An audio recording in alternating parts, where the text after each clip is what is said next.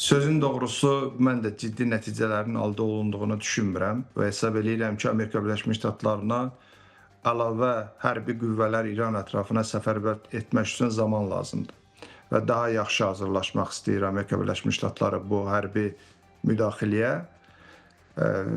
Amma əlbəttə daha yaxşı olardı ki, deyilənlər doğru olsun. Yəni biz də bunu istəyərdik. Azərbaycan Respublikasının prezidenti, Türkiyə Respublikasının prezidenti, ümumiyyətlə İslam dünyasının nüfuzlu liderləri çalışırlar ki, problemin sülh yolu ilə həllinə nail olsunlar. Heç kim öz qonşusunun alovlanmasını istəmir.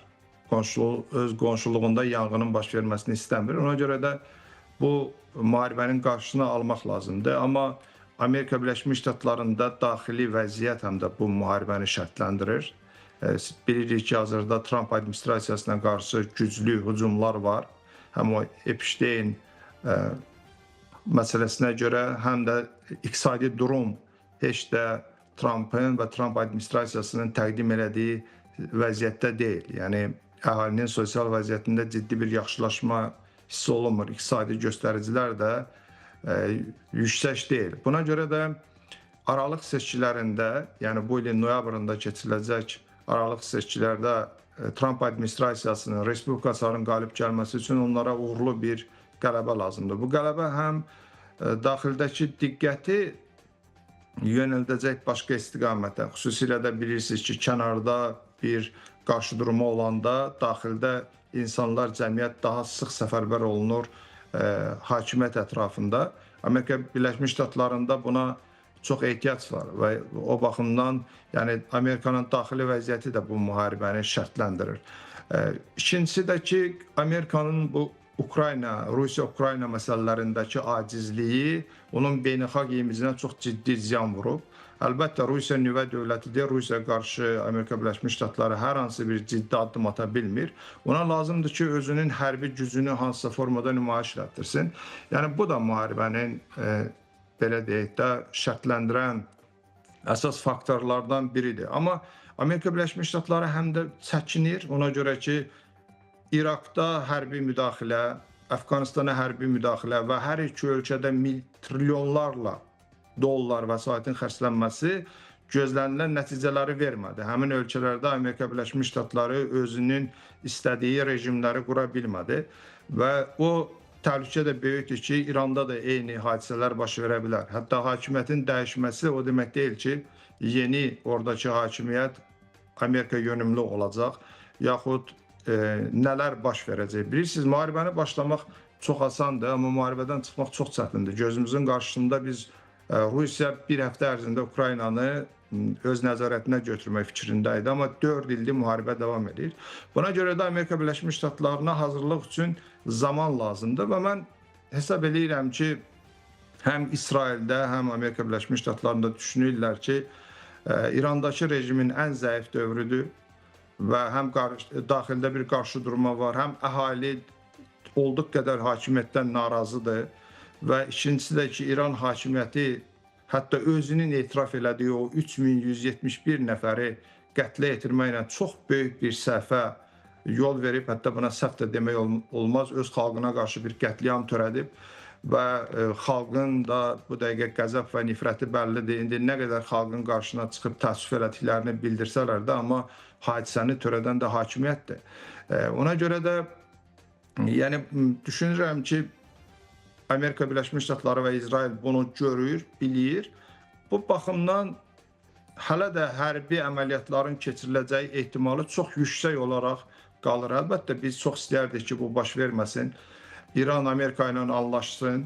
İran əslində bu qarşıdurmanın qarşısını almaq üçün həqiqətən də cəhd göstərir. Mən bu gün də mətbuatdan oxudum ki, onlar təklif ediblər Amerika Birləşmiş Ştatlarına ki, neft və qaz yataqlarını biz təqdim edirik bircə işlənməyə də, yəni sizə veririk. O cümlədən o nadir torpaq minerallarının istifadəsinə cəlb eləmək istəyirlər Amerika Birləşmiş Ştatlarını. Trump bilirlər ki, biznes adamıdır. Yəni onu şirinləşdirmək üçün belə təşəbbüslərlə çıxış edirlər ki, bəlkə də müharibənin qarşısını almaq olar. Amma Trump da fikirləşir ki, imkan varsa, xüsusilə də İsraildə çalışır ki, Amerika Birləşmiş Ştatlarının o uzaq mənzilli raketləri var, səsdən sürətli raketləri var, hansı ki, Xameneyi bu gün onunla hədələyir ki, biz o təyyarə daşıyan gəmiləri batıracağıq və onların qarşısını alsın, onun raket proqramını dayandırsın, onun nüvə proqramını dayandırsın. Açıq söyləyirəm ki, İranın indiki bu dini rejimin, yəni bu teokratik rejimin bundan imtina edəcəyi də az inandırıcıdır. Hər halda düşünmürəm ki, bu Cenevrədəki danışıqlar bu müharibə ehtimalını azaltdı və gərginlik yenə də yüksək olaraq qalır. Qüdrət müəllim, siz toxundunuz İranın təklif etdiyi və güya kompromisə gedirmiş kimi təqdim elədiyi o bəndlərə. Elə The Wall Street Journal da bununla bağlı bir neçə detallı yazıb. İstəyirəm diqqətinizdə çatdırım, daha sonra elə bunun üzərindən də bir müzakirə aparaq ki, The Wall Street Journal qəzetinin mənbələrə istinadən verdiyi məlumata görə İran rəsmiləri uran zənginləşdirilməsini dayandırmağı, uran ehtiyatlarının bir hissəsini xaricə köçürməyi və Birləşmiş Ştatların İrana zərbə endirməsinin qarşısını ala biləcək nüvə danışıqlarını irəli aparmaq üçün Birləşmiş Ştatlarla işgüzar müqavilələr bağlamağı düşünürlər və bununla bağlı da öz təkliflərini irəli sürüblər deyilir. Eyni zamanda vurğulanır ki, Amerikalı və İran diplomatlarının sözlərinə görə İran yüksək dərəcədə zənginləşdirilmiş uran ehtiyatının bir hissəsini Rusiyaya göndərməyə hazır olduğunu bildirib. Xatırlayırsınızsa, Axios nəşrinin bununla bağlı bir məqaləsi var idi. Hətta biz o zaman bildirirdik ki, bu sadəcə nəbz ölçmək üçün də ortaya atılmış bir senari ola bilər. Amma görünür artıq bugün tərəflər onu müzakirə edirsə, demək ki, İran buna razıdır. Bəs İran razıdırsa, bu necə həyata keçiriləcək? Ümumiyyətlə belə bir president varmı və bunun nəzarəti kimdə olacaq? Rusiyada mı, İranda mı? Birləşmiş Ştatlar nəyə görə bunu istəyir? Rusiyaya verilməsi ümumiyyətlə regiona necə təsir göstərəcək? Bu məsələlərə də aydınlıq gətirməyinizi xahiş edirəm. Sözün doğrusu hələlik bu məlumatlar tam öz təsdiqini tapmayıb ki, həqiqətən də İran o zənginləşdirilmiş uran ehtiyatlarını hansısa bir dövlətə vermək istəyir, yoxsa yox. Yəni bu barədə bəli, mən də mətbuatdan oxumuşam ki, hansısa bir fikirlər var, təkliflər var, amma yəni bu məlumatların nə dərəcədə doğru və düzgün olduğunu demək olmaz. Amma hesab edirəm ki, İran bundan imtina edə bilər. Hətta İran Amerika Birləşmiş Ştatları tərəfindən sanksiyalar qaldırılacağı təqdirdə ümumiyyətlə uranın zənginləşdirilməsindən də imtina edə bilər son anda. Və müəyyən razılaşmaların olması ehtimal olunur. Bu günləri və Xameneyinin məsələn Təbrizdə açıq görüş keçirməsi, yəni bunkerdən çıxıb Təbrizdə insanlarla görüşməsi də onu göstərir ki, qəfil hücum ehtimalı artıq o dərəcədə də yüksək deyil. Ola bilsin ki, ilkin müəyyən bir razılaşmalar var. Amma bu razılaşmaların sonda ona gətirib çıxacaqmı ki, misal üçün bugün Xameneyi birmənalı şəkildə bəyan edib ki, bu bizim daxili işimizdir, raketlərin hansı məsafəyə qədər uçacağını kənar heç bir dövlət müəyyənləşdirə bilməz.